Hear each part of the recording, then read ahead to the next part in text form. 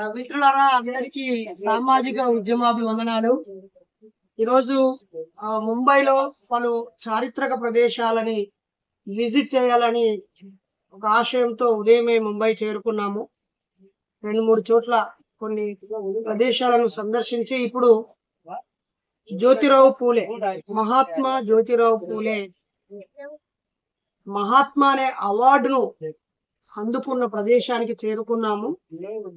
మరి 1830లో ఈ మరాఠీ సంస్థ వాళ్ళు స్థాపించుకున్న భవనం ఇది.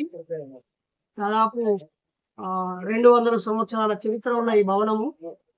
దీంట్లో ఆ రోజుల్లోనే బ్రిటిష్ వాళ్ళకి అనేక ఉత్తరాలు రాసి, అలాగే ఆ రోజుల్లో ఆయన కమిషన్స్ కి లెటర్స్ రాసి విద్య కోసం డబ్బులు బ్రిటిష్ వాళ్ళ ద్వారా కలెక్ట్ చేయించినటువంటి వ్యక్తి, ప్రత్యేక పాఠశాలలు పూణేలో స్థాపించినటువంటి వ్యక్తి, చదువుల తల్లి సావిత్రిబాయి పూలేని ఈ సమాజానికి అందించిన వ్యక్తి, సంఘ సంస్కర్త, మూఢనమ్మకాల నిర్మూలన కోసం పాటుపడిన వ్యక్తి, ఆర్థిక సంస్కరణలకు పాటుపడిన వ్యక్తి, సంఘ సంస్కరణకు పాటుపడిన వ్యక్తి.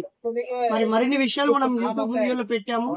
ప్రధానంగా గులాంగిరి పుస్తకం ఆయన పేరు చెప్పగానే మనకు గుర్తుకొస్తుంది.